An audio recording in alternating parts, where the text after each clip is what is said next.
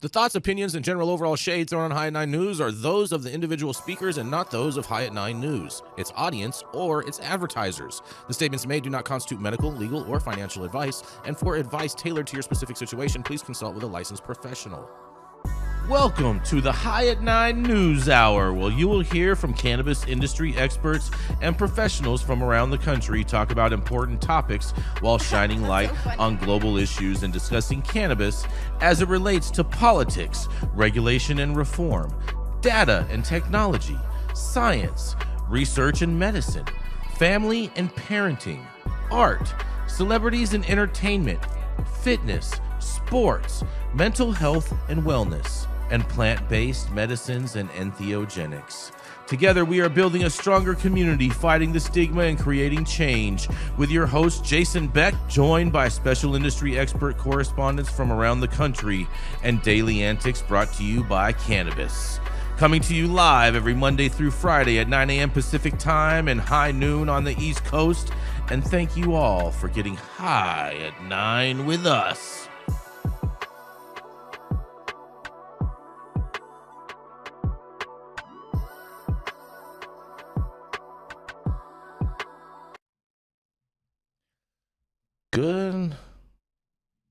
Good morning, everybody. That's right. It is Wednesday, June 11th, you guys.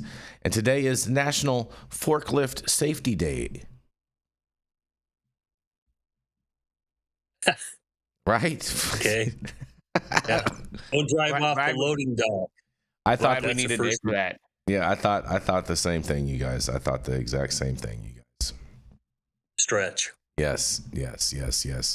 Also, too, it's also National Call Your Doctor Day. Call him what? I'm not mad at that because well, call him doctor. Well, Wednesdays I go to the doctor after the show every Wednesday to get my little shots. So you know what I'm saying. So I guess I'll call my doctor, let her know I'm on my way. It's also National Making Life Beautiful Day. Look at that, Shaun. That's lovely. I like that. I can get behind it unless it's like some lobbying organization that's full of shit behind this day. That would be that's a good name. That's a good name for a lobbying group. I like that. Isn't this like manifesting National abundance? Organization full of shit. I'm so here for all of this. I can't be mad at all lobbyists because I myself am a pro bono lobbyist, but not all of us are for the people. You're rich. You must be rich, Shaun, because I'm a lobbyist too, but I could never be a pro bono lobbyist. It's kind of what was needed in Texas. Not everybody has the money to hire people. I've always been a public servant. I make money other places. Just doing my part. So nice, Shaun. So nice. So nice. Or naive. One or the other. Yep. Nice and naive. They both start with an N. Speaking of things that start with an N, it's also National German Chocolate Cake Day today. Something sweet for you guys. I can get behind that. And I love this one. It's National Corn on the Cob Day today. Oh, there you go. Yes. Love me some corn on the cob. We're getting ready over here in Huntington Beach for the 4th of July celebration. It's going to be pretty lit over here. I can't wait. It's going to be, it's always a good time over here in Huntington Beach for the 4th of July. But anyways, thank you all for joining us and getting high at 9 with us. It's also high noon on the East Coast. And please remember to like, share, and subscribe to us on all social media platforms. You can look up above and down below to see exactly where we live on the internet. And we are live every Monday through Friday on YouTube, Rumble, Twitch, X, Instagram, Facebook, Kick, as well as on our very own website at www.highat9news.com. And so I do want to apologize to everybody on the show yesterday. For some reason, it like glitched or something and the YouTube cut off. But you can see yesterday's full episode on our X page or on our Rumble page. For anyone that missed the last few stories or whatnot, and as well as our spicy debate or whatnot, you can check that out on our X page. And find that there. And in the future, if those things do happen, we do ask that everybody migrates over to X or to Rumble, so then that way they can finish out the episode with us in the event that ever happens again. We have no clue why it happened, what it did. or whatever caused it. So, but nonetheless, we're going to roll right in and start this thing off with attorney at law, Mr. Dale Schafer, you guys. Dale has been an attorney since the Reagan administration, and he's represented physicians, hospitals, insurance companies, cops, corrections officers, and for the last 25 years, he has specialized in cannabis law. He served a 5-year federal prison sentence for helping medical marijuana patients and managed to save his law license. He's blunt. He doesn't smoke them because they're ratchet and nasty, but he is honest, and he's unconcerned with your opinion, public opinion, and everyone else's opinion for that matter. And he will show you how to defy gravity by pissing up a rope. That's right, is your favorite Tio Loco. You can now find him at his own law office at the law office of none other than Dale Schafer. Hi, good morning, everybody. It's Tio Loco back, getting back in line to be your favorite full of shiticus here. Yeah. What I've got this morning is at a marijuana moment from yesterday. Kyle Yeager wrote a very short piece here. It's about Mike Tyson. And the headline is, Tyson promotes his marijuana brand during DEA lab visit following meetup with Trump.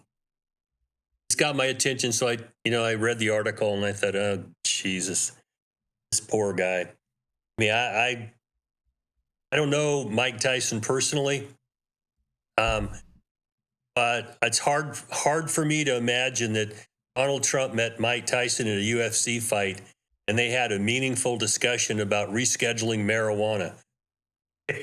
Why can't you imagine that? What's so implausible about that? Well, if I have to explain it to you, I don't even know what to tell you if I got to explain that to you. I need an explanation. But because there isn't no goddamn way on this earth that Mike Tyson knows shit about rescheduling marijuana. He didn't even understand that, a pen of fentanyl can kill you. My grandchildren understand that, okay? Mike Tyson is not a deep thinker. Okay? I'm sorry. I don't know where his intellectual capacity runs in, but I'm thinking Herschel Walker here. Oh, boy. I like Mike Tyson a whole lot more than Herschel Walker because Herschel's personalities keep conflicting with each other. And Mike was one of the best fighters that ever got in the ring. Got to give him that. I don't know how many blows he took to his head, but sometimes you wonder. I'm not trying to piss Mike off because he could kick my ass in a heartbeat, so I'm not trying to do that. As I read this article, Mike went to a DEA lab in New York, and Alina Habba, who's the U.S. attorney for New Jersey, apparently got across the river, went along with him, and Mike's answers to any particular questions posed to him, it's like no one should be asking Mike too many questions about complex drug issues. Okay. What I can say about him is he's trying his best to promote his company, Tyson 2.0, and to emphasize to people that they produce a tested, safe product. Okay. I'm going to give them that. And I must say I'm surprised that the DEA allowed photographs of him in that lab wearing a DEA jacket. I don't know that they invite me because those motherfuckers and I butted heads for a long time and threw my ass in prison. So I'm not sure they would invite me. I'm not sure I'd wear one of their goddamn jackets, but that's a whole nother story. I looked at this. And I thought this is at one level a very good thing because the DEA is allowing photo ops of somebody who clearly is promoting cannabis in a legal sense. And the DEA has been the biggest impediment to doing anything with cannabis since they were formed, I believe, in 1972 or something, 73, somewhere around there, after the Controlled Substances Act was passed. Now, the rescheduling issue is just a mess from whichever way you look. As Biden tried to push it through, the DEA didn't want to do it. And here we are. I don't see that they're going to promote rescheduling cannabis. I don't think they want to do it. I'm not sure what the hell they want to do. But I'm very skeptical that Trump's talking about this. And I don't think Mike, God bless his soul, knows what he's talking about. He's a wonderful, nice guy. He's not being used like Greta Thunberg is being used, but I looked at this, I thought, this is kind of being used, Mike. I mean, I'm glad you were there and saying what you said. I think it's a good thing. It's a step forward. This never would have happened when they were after me. So I'm glad that we've gone someplace with this, but this seemed a bit performative to me. And I don't know that it signals much of anything, a change at the federal level. I mean, the recent removal from the, whatever they call it, the big, beautiful fucking bill they're trying to push through, where they're taking away our protections for legal medical cannabis in states. I don't know what to make of all this stuff. I'm happy that Mike was there saying what he said. But Mike, I think, the average junior high school kid knows that fentanyl will kill you, and all it takes is a little bit. So stick to your lane, Mike. Love you, guy, but and don't come kick my ass, because I'm not trying to piss you off. But I think you got used a little bit here. I'm gonna throw this back at you guys for what you have to say. You think he got used? I think he's being used. I don't think he's being used. I think he's playing the game. And I think his handler, Adam, with Tyson 2.0, understands this game.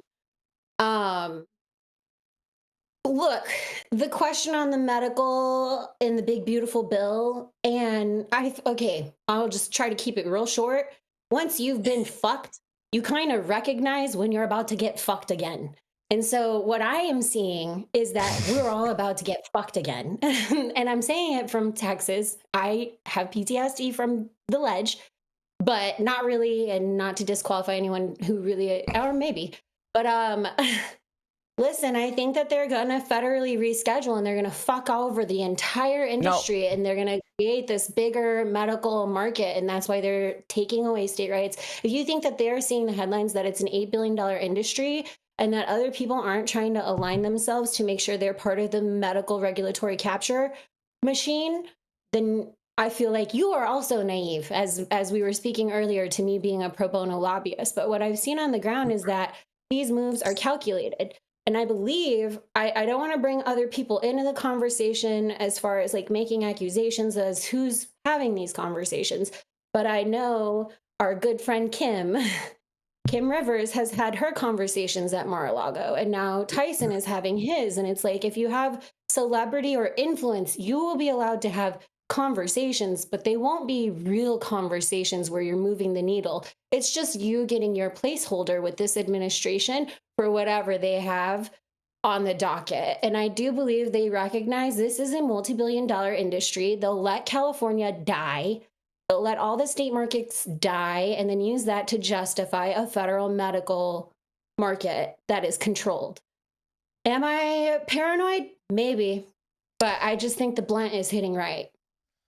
I don't know, Shaun. I don't know, but I'm gonna say this. I've had my conversations at Mar-a-Lago many a times, and you know what I mean. I'm all here for more conversations at Mar-a-Lago. And shout out to Mike for this. I think this is great that Mike did this, because we all know that. Oh, what's that? Go ahead, Sohum. I was gonna say, I think we spent a lot of time discussing whether Mike Tyson has the mental faculty or the knowledge to discuss rescheduling versus descheduling, and I think we kind of missed the big one here. I don't think Donald Trump is meaningfully aware of the differences and the nuances between rescheduling and descheduling. So I think the question is was he even qualified to be a part of that conversation himself? No, this is a photo op, and this is exactly the type of thing that Trump is known for. Taking a photo op with a well-known celebrity and trying to get a headline out of it. And I don't blame Mike for using it as an opportunity to plug his brand, because I don't think that was a meaningful conversation to begin with. And I don't think that, if you've said you've had conversations at Mar-a-Lago, I don't think that Donald Trump could explain the pros and cons of rescheduling versus descheduling to a 5-year-old. Being able to explain the law hasn't precluded anyone from violating it or completely changing it or just making up his own rules. So. I mean, I'm not saying that, of course. I'm just saying, yeah, we've spent this whole time talking about, and kind of, maybe not ragging on him, but discussing whether Mike Tyson is qualified to have that conversation, while leaving out the entire other party in that conversation. Well, I mean, Donald Trump is 100% qualified to have that conversation, Sohum, because he was the duly elected president. That doesn't So? mean that you're qualified to He's know about drug 100% policy. qualified to have that conversation. And even if he's uneducated on the conversation, that's why he's having the conversation. So then that way he can get more educated on the topic. Oh, he's getting educated by Mike Tyson?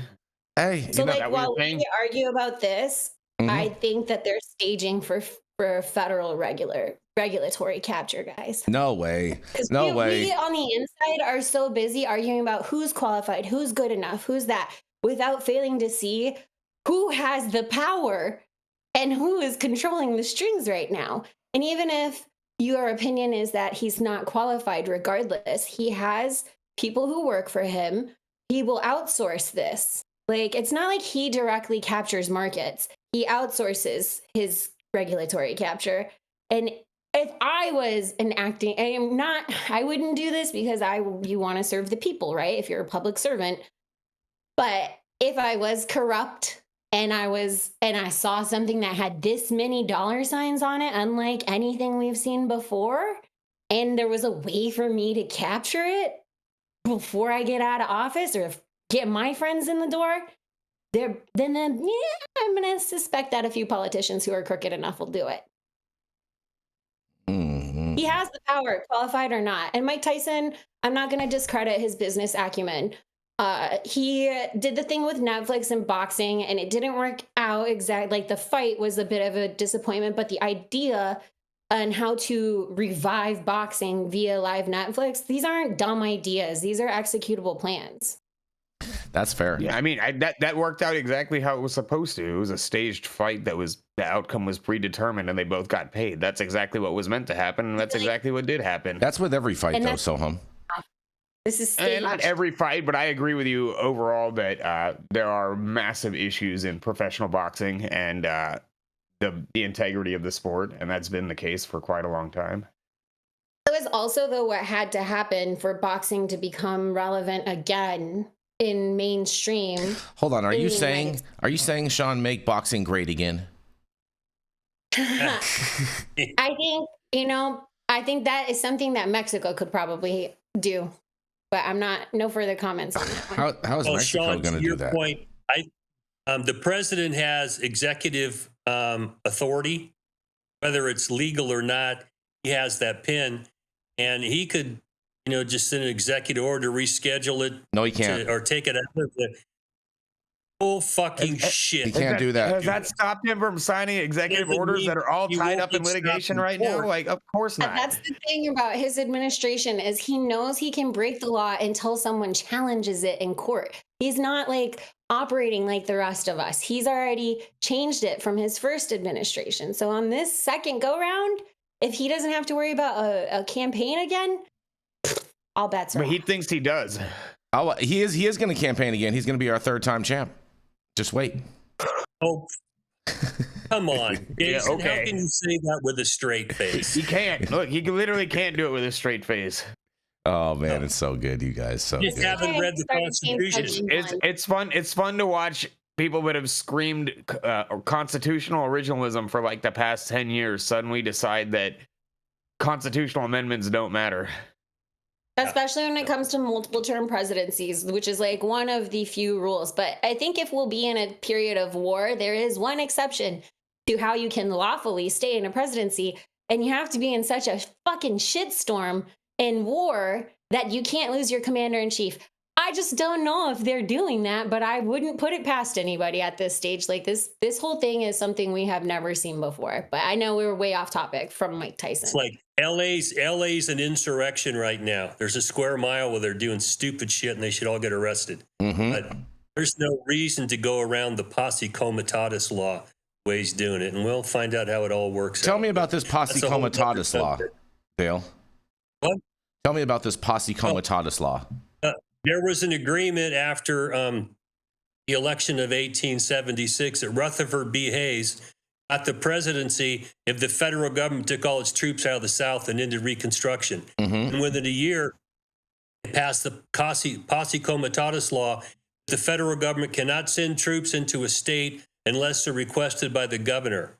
That's been there since 1877, and it was negotiated because the South wanted North out of here. Get the fuck out of here, okay? And so you can't send federal troops in lawfully.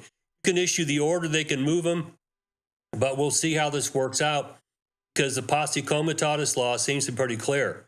That doesn't mean it hasn't been violated. Lyndon Johnson brought people in, but the governors of the South refused to follow federal law, so he used that as an exception.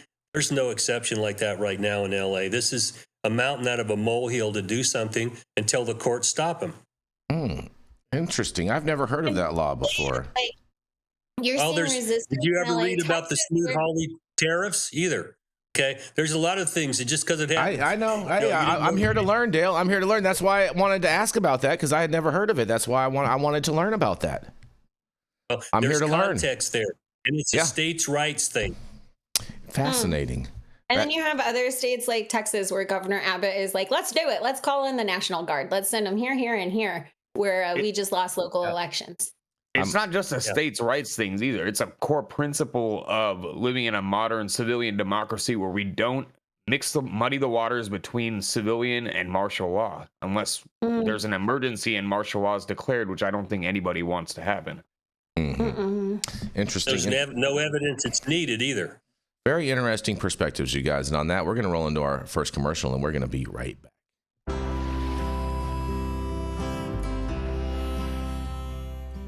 Oh man, your knees still bothering you, man?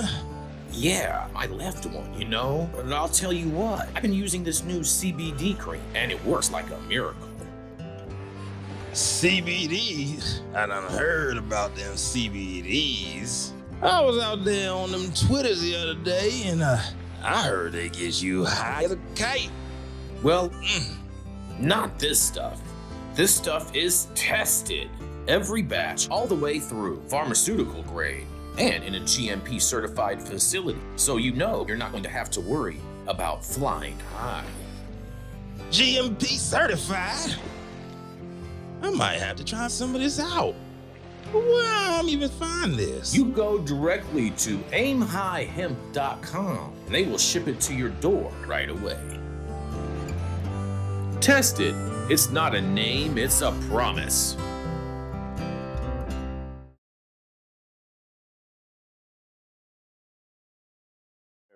There we go. And we are back, you guys. And we are going to roll right into the lady who's late. Southern Belle. What's that? The Southern Belle who loves to tell. Go ahead. It's all good. Do your thing, Anthony.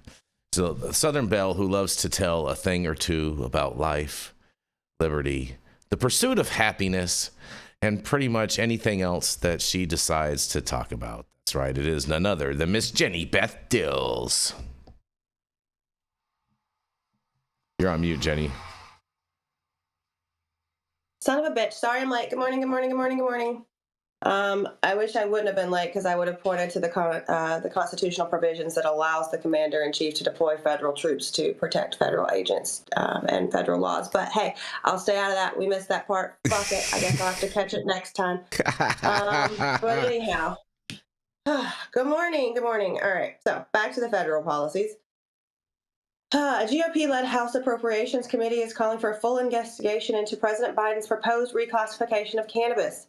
The panel raised concerns over what it describes as deviations from the Food and Drug Administration's standard evaluation process and flagged potential mental health risks, especially among teens associated with regular use of high-potency marijuana. We already know, kids, you're not smart enough to be smoking weed yet. Figure out the rest of your life and your hormones before you let your brain develop before you start adding extra things to it. The committee is directing the HHS Inspector General to review the 2023 scheduling review. They want clarity on why officials shifted from a 5-factor to a 2-factor medical use test, whether that's the new norm, the selection of comparator substances, and the use of inconclusive data. We've never seen the government skew anything, right? They wouldn't do that to us. They're also urging the FDA to ramp up research on how high-potency cannabis affects adolescent brains, looking at potential links to addiction and serious mental illnesses like schizophrenia and psychosis. Finally, lawmakers warn that unregulated hemp-derived products might pose health dangers if they make false medical claims or are contaminated. And they say the FDA needs to enforce existing rules to keep consumers safe. Super fair.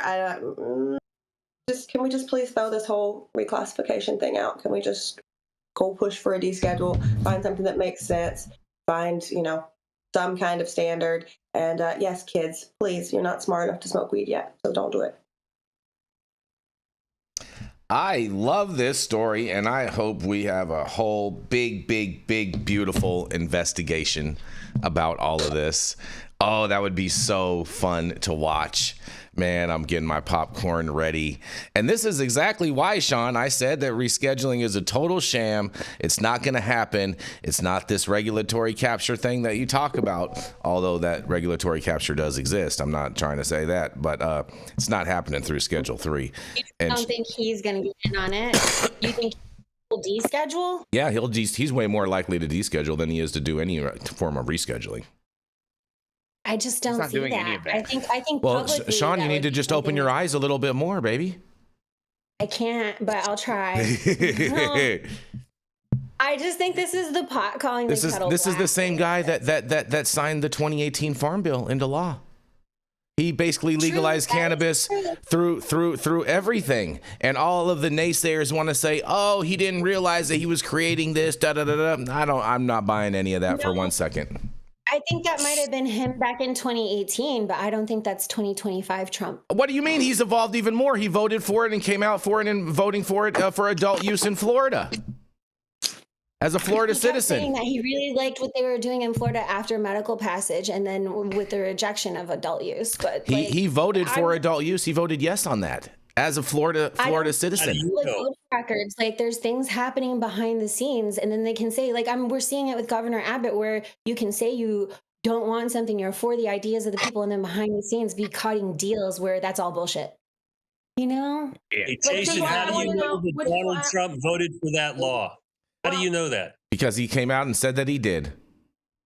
He said it in goddamn word that means. I 100% do. Yep, I do. I do, without a doubt. That's the big problem.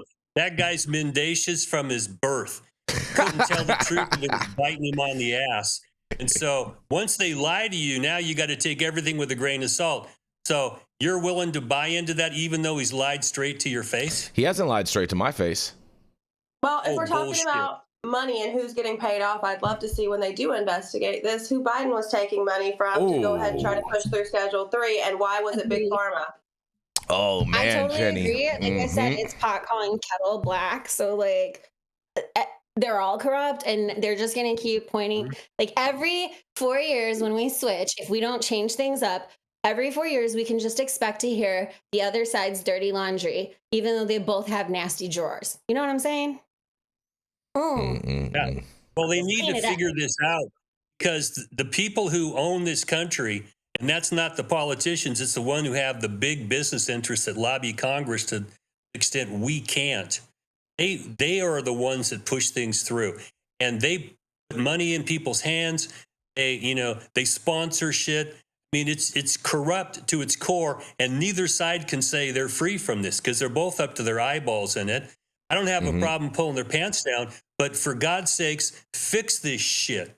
I mean, the Supreme Court allowed money to be considered free speech, and now it's everywhere. And the average citizen, I mean, I don't have $100 million budget to go lobby Congress for cannabis. If we did, we'd have this shit fixed tomorrow. Exactly. That's the problem. You're so right. They're pulling their pants down, Dale. I heard their drawers are dirty.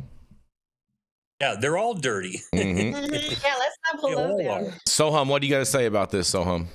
I was going to go back to your claim that Donald Trump knew what he was doing when he passed the 2018 Farm Bill. Of course you were. Legalized THCA and Delta 9. So you're telling me, first of all, he understands the way that cannabis testing works, and the way that THCA is decarbed into Delta 9 when it's heated up. See, you're asking all these scientific extra and then stuff. On top of that, you're telling me that they intentionally wrote this bill in such a vague way and then intentionally duped Congress into. They didn't dupe Congress. I don't buy that for a second. I don't buy that for a second. Now you're telling me that Congress knew what they were doing when they passed. They did. They knew exactly what they were doing. They knew exactly what they were doing. 100%. You can't even say. Look at that fucking smirk on your face. You can't even say that with a straight face. I just did. It gets difficult when Jason, I love you to death. You are my best friend. I will forever tell you that.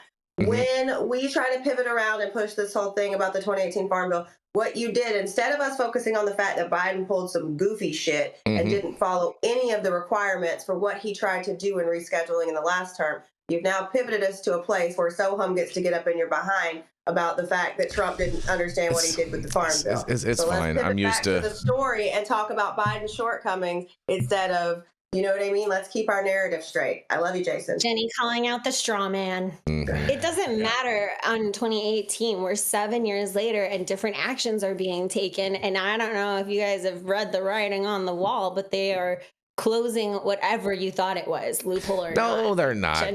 There's talk about it. There's talk about this closing this so-called loophole it's not a real loophole. Every year there's been a number of different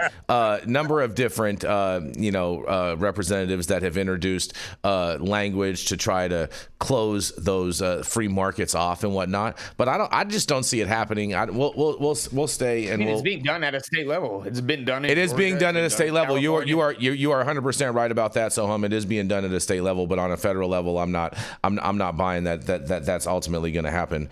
I just don't see it. Because unfortunately, what you're selling is going to be, unfortunately, you know what I mean? Like, Jason, I know. I'm not worried about it, Jenny. Parody gummies. Get your parody gummies while you can. Hey, maybe you need some Raspberry Riots. Maybe you need some Sleepy Joes. Maybe. You never know. You never know. Never fucking know. Well, I'll tell you what. I'm gonna roll into my first story, you guys. I think you guys are gonna like this. It doesn't matter. It's up to you, Jenny. You want to go?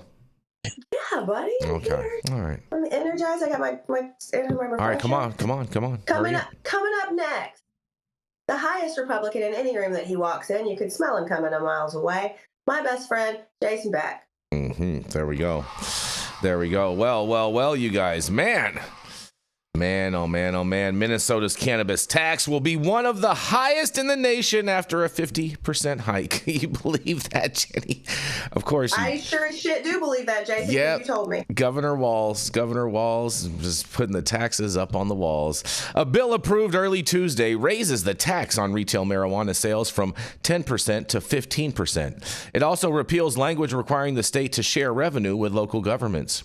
In the waning hours of a special session on Tuesday morning, the Minnesota Senate gave final approval to a bill that includes a 50% increase on the state tax on adult use marijuana sales. Regulators prepare to launch in Minnesota's legal cannabis market in the coming months. The bill also repeals language in the Minnesota law that legalized adult use marijuana, requiring the state to share 20% of cannabis tax revenue with local governments because they're greedy. And the law changes, which come just days after state regulators held the first lotteries to begin awarding hundreds of cannabis businesses licenses, were part of a budget deal announced last month by Governor Tim Walz and legislative leaders. As Minnesota leaders seek to head off a possible multi-billion-dollar budget deficit a few years from now, the changes are expected to generate more than $200 million in additional revenue for the state over the next 4 years, according to Minnesota House Analysis. The bill now heads to Walz's desk for a signature. His office did not immediately respond to a request for comment, and in a quote says, "It ends up being comparable to what a lot of other states that have legalized cannabis have done," said House Floor Leader Harry Niska, Republican from Ramsey, during a Monday news conference. In a additional quote, "It's where the governor originally had proposed to set it. The market really hasn't rolled out yet legally, and we'll see how that goes going forward," they say. The tax hike from 10% to 15% will shift Minnesota's tax on retail sales of marijuana and hemp-derived cannabinoid products from one of the lowest in the nation to among the highest, according to data compiled by the Tax Foundation. Just 5 of the 21 states that collect a percentage for each marijuana sale, Washington, Montana, Illinois, Oregon, and Arizona, currently have higher cannabis tax rates. California is set to raise its cannabis tax rate to 19% on July 1st, though the state assembly voted unanimously to delay that increase earlier this month. And Minnesota also collects a 6.875% state sales tax on adult use marijuana and hemp purchases. And Senator Lindsey Port of DFL Brunsville, who sponsored the bill that legalized adult use marijuana in Minnesota, said she was incredibly disappointed by the decision to raise the tax on cannabis sales. The lower tax was intended to de-incentivize consumers from buying marijuana from the black market, she said.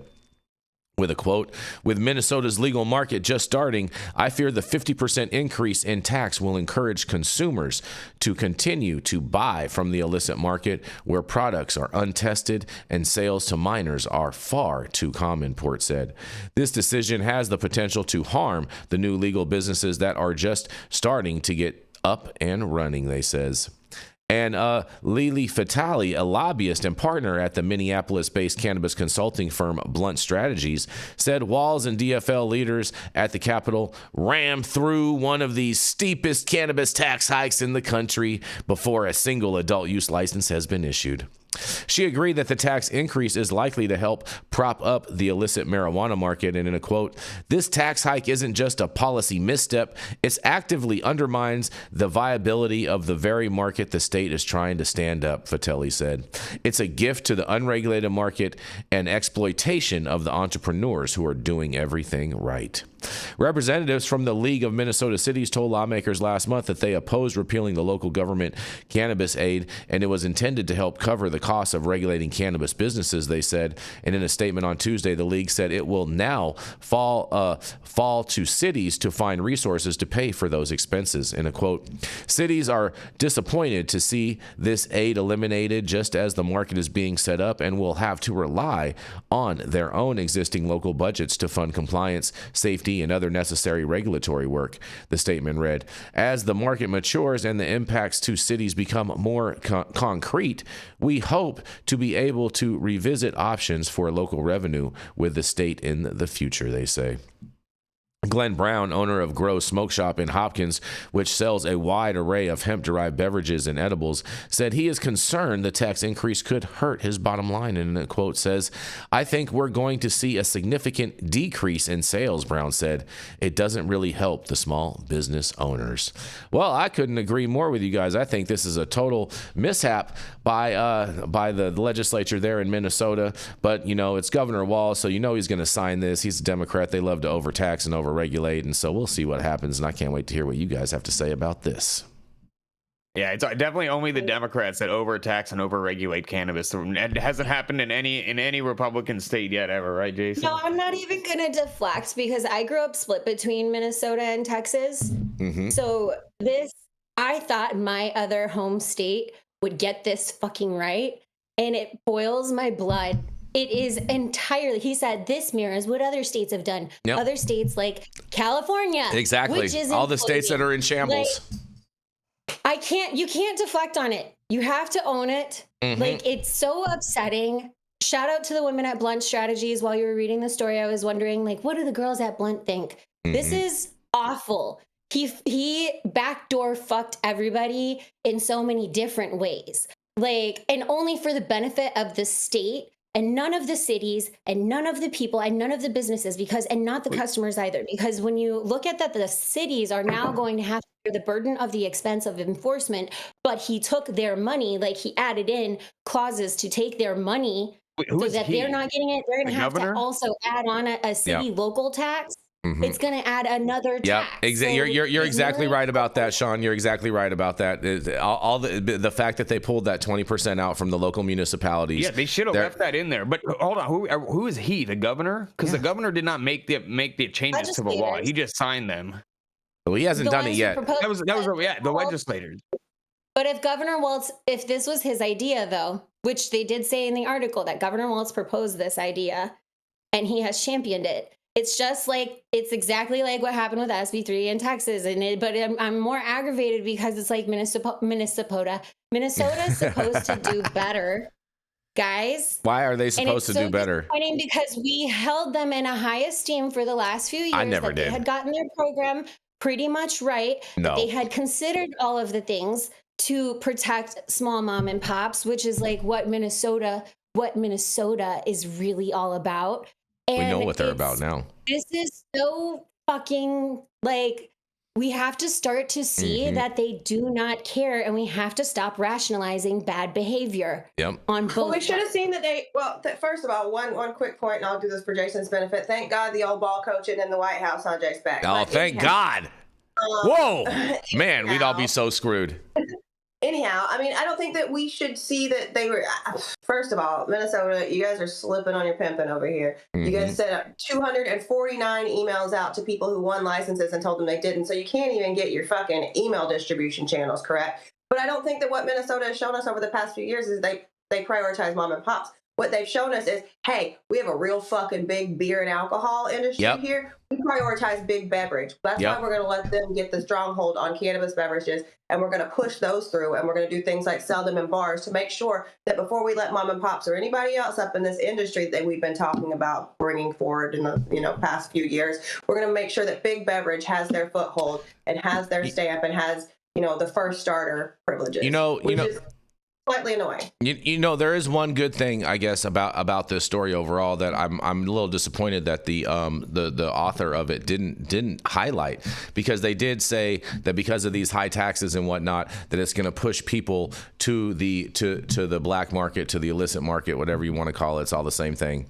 But I think they should have painted the picture that this is just going to push more sales over to the native reservations, because they're not subject to any of this, although they are allowed to have dispensaries in municipalities that would be subject to these taxes. But if you go and actually buy from the reservation, you wouldn't be subject to any of these taxes.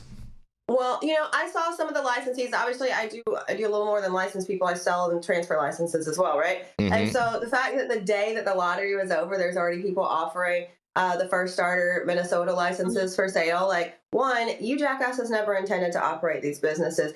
And two, I can't totally blame you. If you slap me with 50% taxes, fuck it, I'm out. Let me cash out right now. Let me get my one big come up, because there is no sustaining profitability in these businesses with these tax margins. Sorry, there's just not. Yeah, they all start from down to this. Go ahead. Sorry, go ahead. They all start from the same assumption that the industry is a cash cow. We can milk the hell out of it and it'll just be fine. I mean, I wish some of these son bitches would call me so I can tell them how we're crashing here with these goddamn ridiculous taxes and layers of regulations. And if you want to repeat this madness, it's called insanity. The black market is just laughing all the way to the bank. And this is a pissing match between local governments and unfunded mandates and being paid for it. And this, we don't need to get in the middle of that shit. If they really want this to work, which they don't, you start with the lowest possible taxes to make sure you pay for regulation and enforcement that's absolutely critical. And then you can always raise taxes when it works. You don't want to do that. They want to tax the shit out of it, milk it till it dies. Just say, it's just marijuana is bad. Well, I think the next generation coming up has already figured out it's alcohol that's bad. And only so long can we be in our back feet, rationalizing and begging for someone to let us in the market before a generation comes along and say, not just do we agree that smoking pot's safer than alcohol, fuck all of you guys who have just turned this thing upside down, and they're going to throw these people out of office. Can't wait for it, but not everybody's as stupid as the government thinks we are. Yeah, I mean, I was going to say something similar to what Dale said about the whole idea that we've in almost every state from the beginning of adult use being passed in Colorado and Washington, we've presented cannabis as a way to cover, budget shortfalls and to fund programs, whether it's education or law enforcement or whatever it is. And that's the first problem. And actually, call me crazy, I'm going to push back on one thing you said, Dale, is I don't think that we need to look at cannabis taxes even as needing to cover the cost of regulation. If we're going to legalize it in a state, the state should invest in that industry. And by invest, I mean be willing to allocate taxes from the general budget to cover the costs of implementing the system and issuing licenses and regulating it until such a time comes when there's enough licenses that even at 2% or 3% excise tax, then it can cover the cost of regulation. But if you want to talk about investing in an industry, let's talk about investing tax dollars out of the general budget and not coming up with this notion that the industry needs to pay for its own cost of regulation through taxation, because that is clearly not a sustainable model, as we've seen in any state.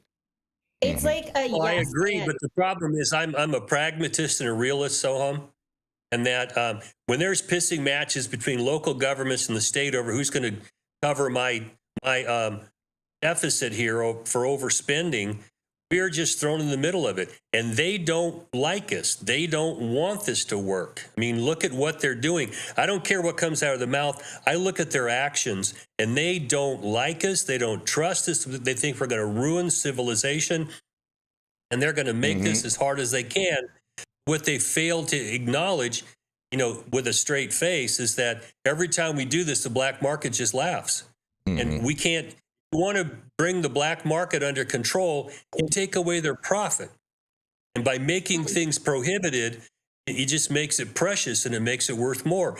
The paradigm needs to be changed. And we're not going to do that as long as we are on our back foot here. We're getting to a point where we can tell the government, look, go ask the voters. They don't like the way this is being done. Alcohol's the tail wagging the dog in government over this right now. And it's about time that we punch people back.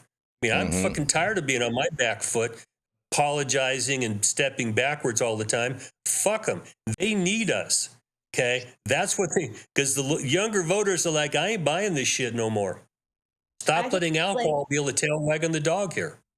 It's also that, look, these are the contracts that they already have and the people, the money that they've already accepted, the lobbying dollars, and they need to transition that. And that's like the most painful part, is that you can directly witness, like, it's a yes, and it's yes what Dale has said, it's yes what Jenny Beth has said about the sellout to alcohol, and yes what Sohum is saying they should be investing in it. And that is what has people like saying words like Minnesota, tripping over our words. Because then to know that they sold you out for only 200 million, when we know that the potential of this is in the billions, and they will sell you out for 200 fucking million, they don't even cut a good deal for themselves on that side of it. Like, are you fucking serious? If you're gonna be like that, at least be smart about it. And when you fail to invest and you sell the people out for only 200 million, that is a fraction of the entire tax equation. Like, so it's really for nothing that they're willing to do this. And it's not even for a good deal. They fancy themselves good deal makers. And yet we see this time and time again. Big, beautiful deals. That they're good deal makers, or that there are marching orders to find a way to contain this, we'll find out. Hey, dear cannabis lobbyists, stop selling legalization based on tax profitability. Good point, Jenny Beth. And on that, we are going to go and pay some bills, and we're going to be right back.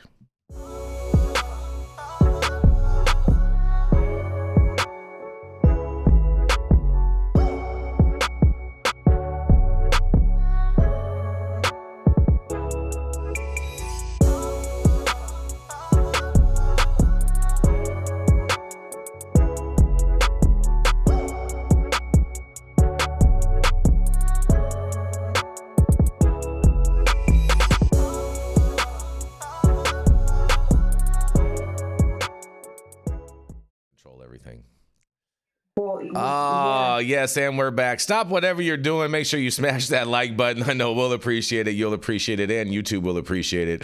Also, make sure you subscribe to the channel if you're not subscribed already. And all of the articles that we cover on today's show, you can read directly on our website a little bit after the show at www.highat9news.com. And also, make sure that you check out our list of sponsors in the description of every one of these live shows. And make sure you use the link to order yourself a case of Liberal Tears. Yes, Patriot Peach is the flavor. 150 milligrams of caffeine in every can, 0 grams of sugar, and they ship straight to your door. Also, one special note, I do want to apologize, everybody. Yesterday, there was some glitch that happened mid-show, and YouTube, the YouTube stream dropped. But please make sure that you're also following us on Rumble as well as on X, because those streams did not drop. And if you want to catch the rest of yesterday's show, you can go to X or to Rumble and watch it and catch all of the full action and all of the discussion there. I just ordered the summertime strawberry salad when added steak on top here at Anna's. Make sure you do the same thing too next time you're in downtown Long Beach. Come on down and check out Anna's joint on the 400 block of Pine Street. They have amazing selection of beers, foods, and when you come down here to Anna's, you can even challenge me to a game of shuffleboard if you want to lose.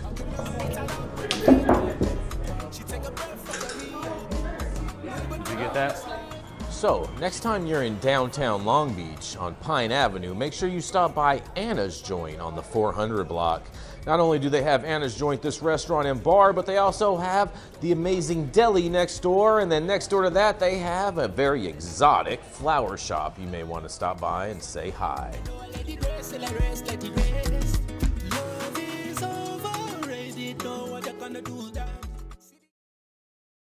Feeling a little polarized today. Yes. Coming up next, you guys, we're rolling right in with Miss Shaun Salvaje. She's from the great red state of Texas, as well as she's a veteran. She's a mom. She's a mediator. And apparently, I just found out today, she's also a pro bono lobbyist, which I've never heard of in my life, but nonetheless is none other than Miss Shaun Salvaje. People are nerds. I think the women out of Minnesota, the Blunt Strategy ladies, also started out pro bono, and they helped write the legislation that helped to legalize Minnesota. So there are some of us out there, and apparently we all go to high school in Minnesota. My article comes from Kentucky. It is a Fox article. Yeah. We'll see. Parents raise concerns about Kentucky's medical marijuana program. Oh no, not again. As the Commonwealth continues the rollout of its medical marijuana program, thousands of people have already received a medical cannabis card. Apparently, folks in Kentucky want to get high. But with all of those people getting cards, some have concerns. For one parent who wished to remain anonymous, their concerns with having a medical marijuana card pertain to the custody of their children. This is fair and valid. Upon applying for and receiving their medical marijuana card, one question they had was how possessing a card and using medical marijuana would be perceived in terms of Family Court and Child Protective Services, or CPS. To get answers, the person reached out to county officials as well as CPS, but they didn't get a clear answer on what would be permitted. It sounds like they need to write legislation. The only guidelines they gave me was if you use it, there has to be another sober adult in the household, and you can only use it outside or in your car. Bad idea, the parent said. But then when I reached out to dispatch non-emergency line, Dale, you're going to love this one, ambiguity of law. If you use it in your car, then you have paraphernalia in your car. And if you use it in your car and you're smoking it, then you have a smell in your car, which introduces more problems, especially in Kentucky. If you get pulled over or drive with your kids, also, if you use it outside, that can be public intoxication. Like, they haven't defined the laws here. The agent Fox is not, I'm adding commentary, guys. Not all of this is Fox. If only. The agency responsible for Kentucky's medical marijuana program is the Cabinet for Health and Family Services. The parent told Fox 56 they had applied for a medical cannabis card because of a past medical issue where they were prescribed pain medication, but they didn't want to deal with a possible addiction. That sounds like a lot of veterans out there who are avoiding the 22 prescriptions that the VA used to give us for opioid pain medications that led to a number of suicides. That number 1 in 22, it's likely not because of deployments. It's probably because of the prescriptions. They said the last thing they wanted to happen was to lose custody of their children because of their legal use of medical marijuana in Kentucky. They are concerned about a lack of communication from the state about the medical marijuana program and said when they reached out to their county officials, no one could direct them to the right place. We reached out to officials for the Cabinet for Health and Family Services for an interview and received the following statement from the Office of Public Affairs. I used to work for an Office of Public Affairs. Executive Director Kendra Steele. So saying that, I used to work for a PA office for the government, so usually these are pretty canned statements. Let's see what we got. Team Kentucky is committed to ensuring the safety and well-being of our children and providing necessary services for children and families in the Commonwealth. In every situation, DCBS evaluates whether a caregiver is able to safely care for a child. So it means it's undefined and ambiguous. Per the Kentucky Revised Statutes, Chapter 2118B.045, which discusses a number of rules regarding the medical marijuana law. It says a card holder otherwise entitled to custody or visitation time with a minor child shall not be denied right and no presumption of abuse. That's good. So it sounds like they have an issue, non-issue but they need to define it, and there's gray areas, so it would be up to however that local jurisdiction family court decides to handle and enforce. And sometimes in some states that doesn't always happen fairly. But I'm going to toss the story back to you guys. There's like some pro cons here, some good things. We should address this issue. And then some other things. Why is it an issue? Especially when we look at opioid use and, you know, we had a literal opioid crisis, you know. Questions there for everybody, especially Dale. What do you think about this lack of clarity as a lawyer? Well, it's the Lawyers Full Employment Act is what it is. And it certainly doesn't give parents, a sense of security that we know what you can and what you can't do. And it flies in the face, and it's hypocritical compared to alcohol. Kentucky likes to make bourbon. My family used to get bourbon for their liquor stores out of Kentucky. They like it. You can have a shot glass sitting there on the table while you're talking to your grandkids. For God's sakes, you can't smoke a joint around them. The whole thing is hypocritical, but we're not going to fix that today, Shaun. That's part of the problem we have, is that even if you have this law and somebody has good intentions, what I've seen in the family courts is men are supposed to have equal rights with women, but in practicality, they don't. And if you go into a house where someone is smoking weed, you can look around in the refrigerator and you can find what you want there, whether you find enough food or not enough food. Floors are dirty. The bathrooms aren't clean. I mean, there's other things that go into being a bad parent. They may want to take the kid away from you. But if you go to the average bourbon drinker's house, you're going to find the same shit. And then you decide, well, what I see here, convinces me they're good parents. What I see here convinces me they're not good parents. And it's the Lawyers Full Employment Act. We go in and have pissing matches about this. It doesn't help people. It's also why most of my veteran friends refuse to get this California card, because now it puts their gun rights in question. Well, that's getting a little bit better now, but these are the underlying problems that come with standing up and saying, I have a government card for marijuana. Now I can't just say I never did it. You don't have the right to say, I never did it, because you signed to get these things that I'm using cannabis for whatever, and they give you a card. Well, Dale, couldn't they say that they got it for nostalgic purposes? No, because if they're going to bring something in. Jason, why you've not? never been in court when you look at a judge and the judge goes, are you fucking kidding me? Take your dolls and get the fuck out of my courtroom. That's bullshit. Come on, man. You can say it, but they take you out in handcuffs. So no, you can't say shit like that. When does Kentucky, are they still in legislature? They just need to fix it. They just need to write it out. It's easy. It's a cross-program communication. If you think they're going to fix this, this is set up by design, so then that way they still have a way to be able to arrest people for weed and be able to take their kids away and whatnot. This is set up by design. Don't get it twisted. This is not one of those things that was overlooked. Yeah, exactly. We did define it for teacup program, and I do think that there is earnest intention to do that, but I can't speak to Kentucky, and I would be so sad to see if Kentucky. This is the same state that a governor, Shaun, was telling people that they could travel outside of their state to purchase weed, okay, and then come back into their state with illicit product, basically breaking federal law. I mean, I actually don't have any problem with the governor saying that. Like, I know you don't. Like, I know you don't, Sohum. You don't. I know understand. you don't either. Yeah. Who cares? Who cares if somebody drives across state lines to buy an eighth of weed? I don't fucking care. Do you care, Jason? Actually, I care about lots of things. So, Jenny, you're on mute. Not that. I know. I realize that right now. I'll tell you who fucking cares: the federal government, because now it's become interstate trafficking a crime. Yep, exactly. So, I guess now while you're interstate trafficking your cannabis from another legal state, you can hotbox it in the car on the way home, Jason. I don't know, Kentucky. What the fuck are you guys doing? Yeah, they're trying to set people up for failure. It sounds like a whole bunch of entrapment. Just move somewhere else. Move to Oklahoma. I agree with you totally, Jenny, on that. Don't move to Oklahoma. Now out there, Kentucky, now they need to get on this and start helping to write the legislation to bridge the gap. Well, on this, we're gonna roll. We're gonna roll into our next commercial, and we're gonna be right back. And Kentucky, we hope you get it right, and all the parents out there, we feel for you, and we're here for you. We know it's a terrible situation that you guys are getting put in because of this.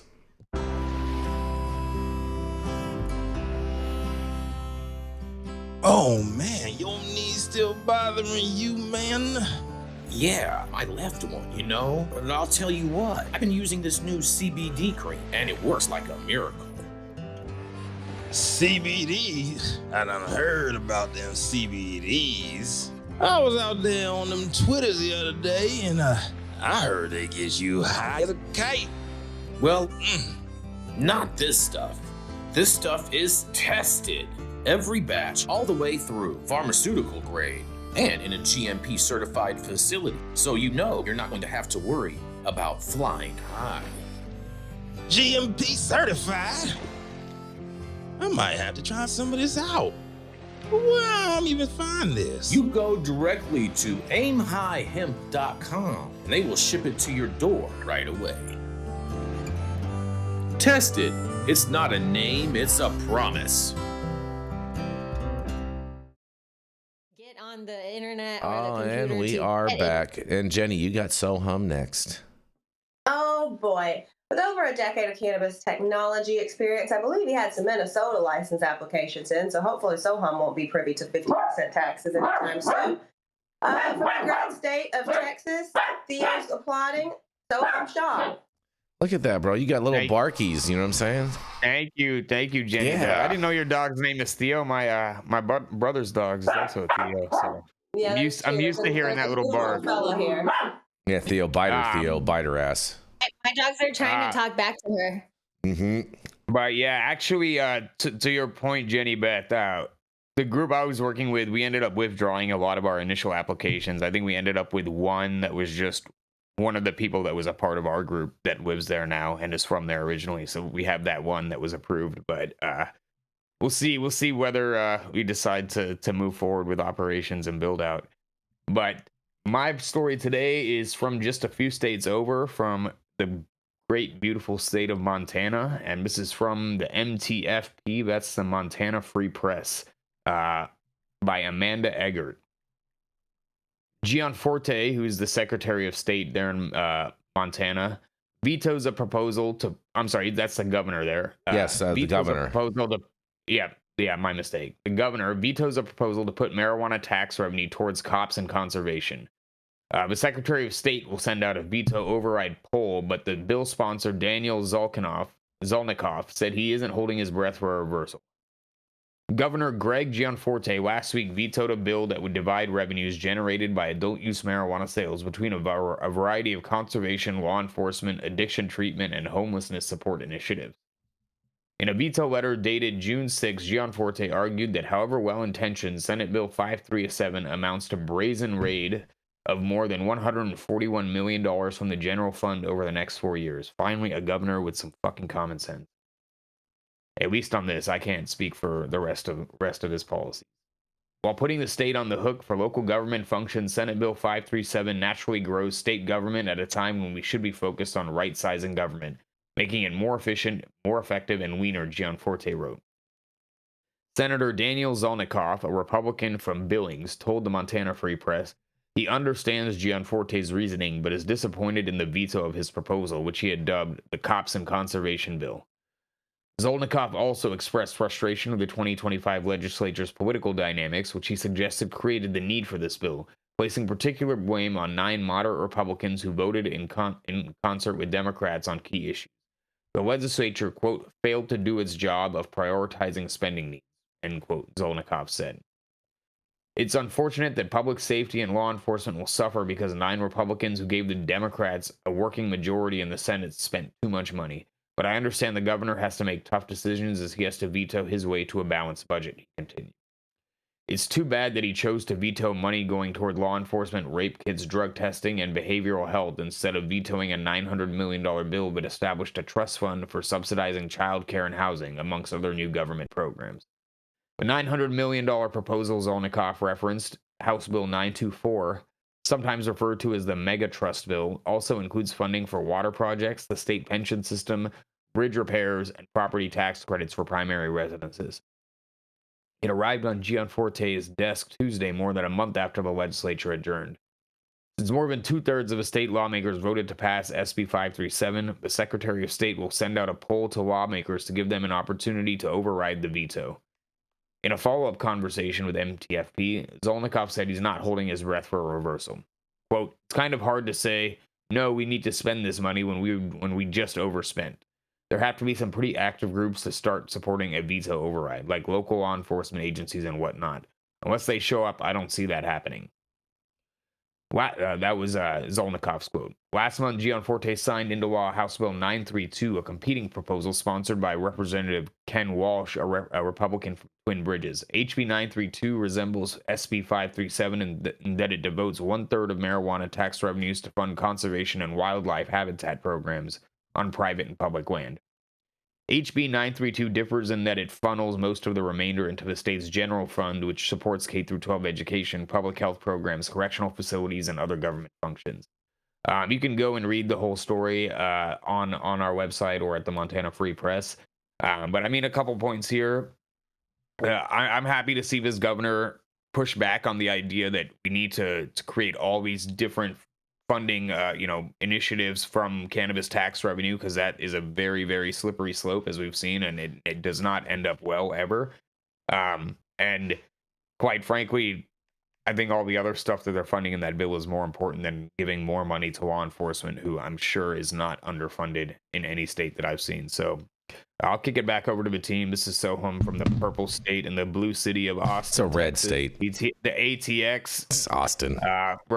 Reporting for High at 9 News. I can't believe you disrespect your state like that. It's so crazy to me. Maybe I mean, I'm at the same time, maybe I mean, they do say that that like 70% of men are colorblind, so I wonder if that has something to do with it, why you think you're in a purple state. Possibly it has something to do with gerrymandering and redistricting. I don't know about none of that. I don't know. I'm not buying into the hype. Story though. What's that deal? It's about time somebody stood up, because, to start with the assumption we're a cash cow. They're going to set these accounts up. They're going to throw all this money in there, and then all these groups are going to get it. It just starts the corruption that we're seeing all over the country, where these groups that are getting money now, they don't want to give it up. They'd rather watch the industry die than give up a nickel. And I'd like to see the cops come forward and say, oh, we need this money because of X, Y, and Z. Please come forward and tell us why you need it. Because I don't think the cops are hurting for funding. I mean, they'll scream and yell they are, but they can't buy the latest MRAPs and shit like that. Well, so what? Yeah, okay, that's what I'm saying, Dale. How the fuck are they supposed to get the scat packs and the Hellcats they need to chase down violent criminals if they can't, kill for the I think they need bazookas. They need a tank. They needed a tank. Come on. They do. See, that's the rationale you get, and the industry just dies. And these people don't really, they go, what the fuck happened? Well, it happened every place you go, get too goddamn greedy, and they don't really understand that you're either going to allow the black market to just run wild, or you're going to spend enforcement dollars on it. And there's just a better way to do this than spending money and force it, is you let people do it and get the fuck out of their way. Yeah, and we did get more money in the long run.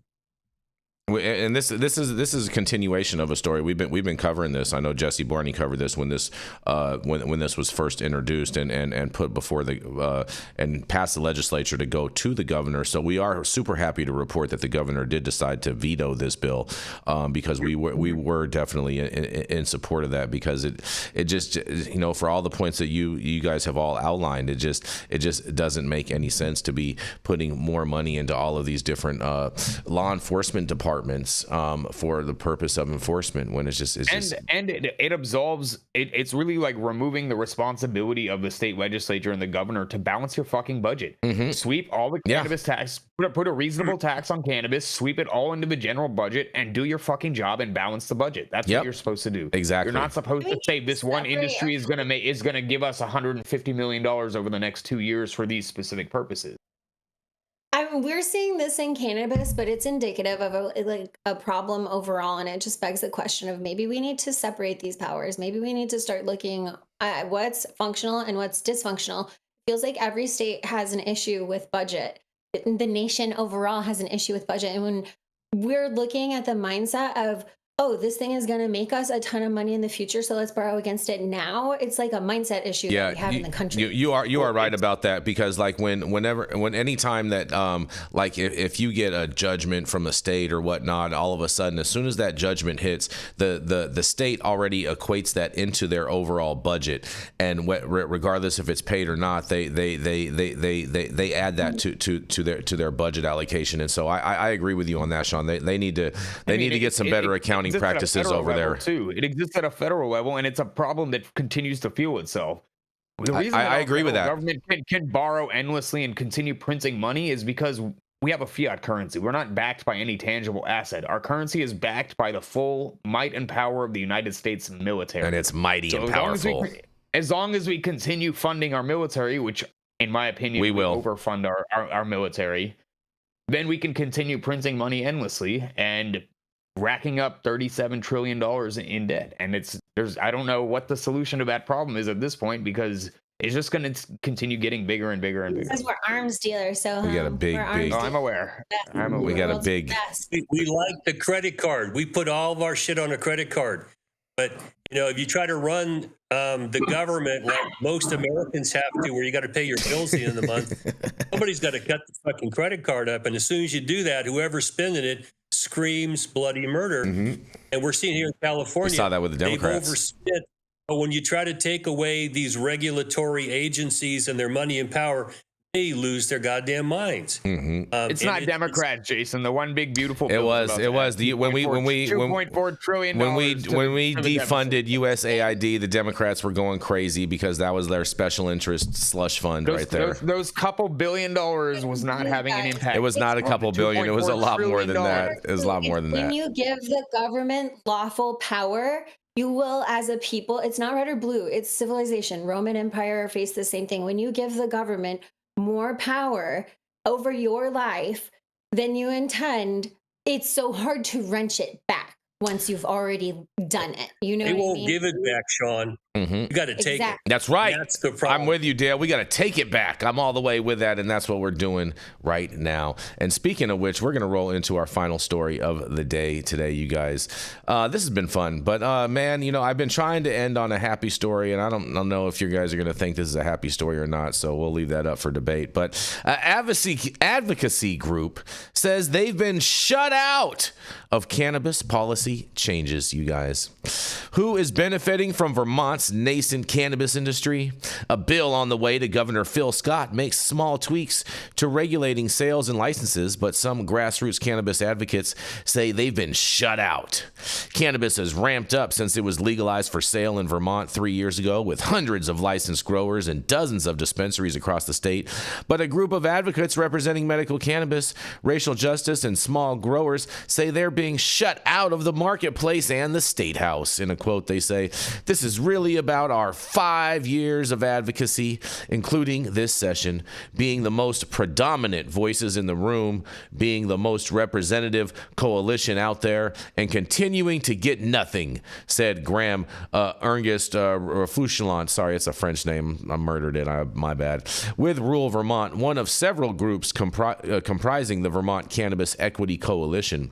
The coalition says the current marketplace falls short in righting the wrongs of the past criminalization and fails to adequately support medical marijuana, and does not support the financial well-being of small growers who want to be able to sell directly to consumers at farm stands or farmers markets. In a quote, "It's not like we're not making money here. The question is who's getting paid, who is the market benefiting, and who is hurting," said Mark Hughes with the Vermont Racial Justice Alliance.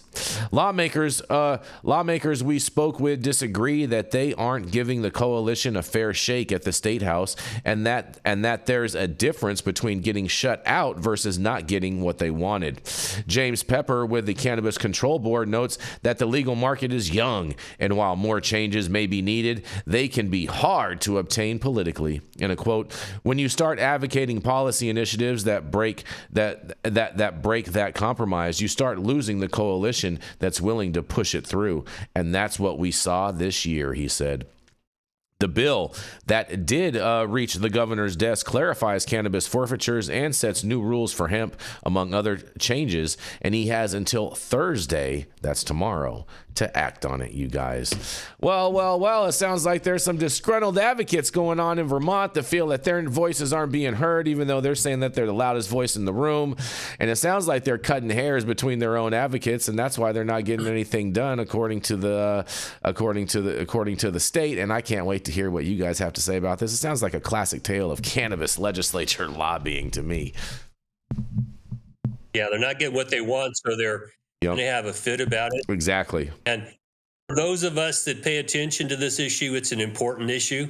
Mm-hmm. But when you're trying to run a state and trying to pay the bills and make up for deficits, cannabis issue is not at the top of their list. Mm-hmm. And so, if you act too much like a petulant child, you just turn off people you need. Exactly. That's part of the problem with politics, because the politicians have one agenda and we have another, and we've got to find a way to form a coalition with them. And if you act like a petulant child, you really don't get very far with politics. And Dr. Libby alone is from Vermont, who always is tuning into the channel. So thank you so much for your support. Dr. Libby says the corruption in Vermont. She says there's corruption in Vermont. Trust me. And, I'm sure there is. There's corruption in every state, but Vermont's a super small state. So I'm sure that there's less corruption than there is in other states because it's a tiny state. I wouldn't assume that. There's always big egos in small places. Mm-hmm. I think small town politics. When you have small town politics, Jason, you have the good old boy system, which is corruption at its definition. So, teeny tiny. The reach of the corruption might not be quite as grand as if you're fucking up the whole. Maybe that's what I was referencing then, Jenny. Definitely is just very maybe. prevalent. Maybe that's what I was referencing. I would say, look, sometimes it's not, I don't know about internal workings of Vermont or the level of corruption that would be involved in this particular instance. But to Dale's earlier point, if you are an advocate group, sometimes it feels like this is the moment every year. And you have to realize you're short circuiting yourself by not recognizing this as a very long game. More like a 7-year round, not a 1-2 year round. You might have one legislative session, but then you need to come back and keep building connections and relationships and developing rapport. And it's not developing rapport because you're a sellout. It's developing rapport because these people are writing the laws at the end of the day, and you need them. They're the gatekeepers. So unless you want to run for office, and then if you want to do that, you need to also invest time and effort over time. So it could be a couple of things. And then one thing I have seen on the local smaller levels and even on the bigger levels in federal advocacy, although not as often, is sometimes the advocates turn on each other too because of ego. Mm-hmm. And I would just love a day where we could all be in lockstep, because as a whole industry, because we're not, and we're fractured, we have tons of friendly fire. So pew pew pew. This goes back to the beginning of any type of legalization initiative, or even the medical initiatives that we had in multiple states. I was gonna add to what both of you said, but specifically to Dale's point about acting like a petulant child. And I don't want to speak to the specifics of this situation because I'm not on the ground in Vermont. I don't know who's necessarily in the right or in the wrong or whatever. But I will say that probably putting out statements and doing an interview with a newspaper or a news site talking about how you feel left out in the cold isn't really helping the case of not acting like a petulant child. I agree with that. I agree with that totally, Sohum. And shout out to WCAX out there, Vermont Channel 3. That's who covered the story. That was always my favorite news channel out there in Vermont. Also, just what I'm saying, full disclosure. But in here, Dr. Libby alone also says that the CCB didn't renew my license after 2 years. And Brian the gardener agrees with you. Jenny Beth says, I feel there is more corruption in smaller towns. Yeah, I'm from Georgia. All right, God dang. Man, sounds like there's some corruption going on over there, Jenny. Yeah. Poor Theo. He sounds abused. He's playing with Mickey. Poor Mickey. Mickey's sitting here. Poor Theo. He sounds abused to me. It's messed up, Jenny. Poor mama. My ears are being abused. Oh, that was fun. Dale, you have any final words you want to say on this? No, you guys have all talked about it. Money and power are the problems here, and we don't have either one. So we're kind of on the outside looking in. And if you do this, you just hurt your own cause.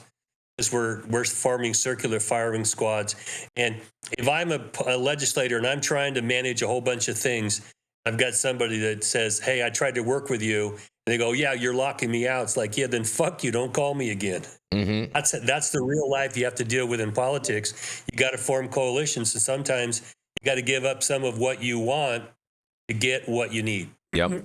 Fair enough. It's a give and take, a yin and yang. In the comments, they say limited licensing breeds corruption. I'm just going to say this is all scarcity mindset shit. Yep. We got to get over it. OG Grandma 420.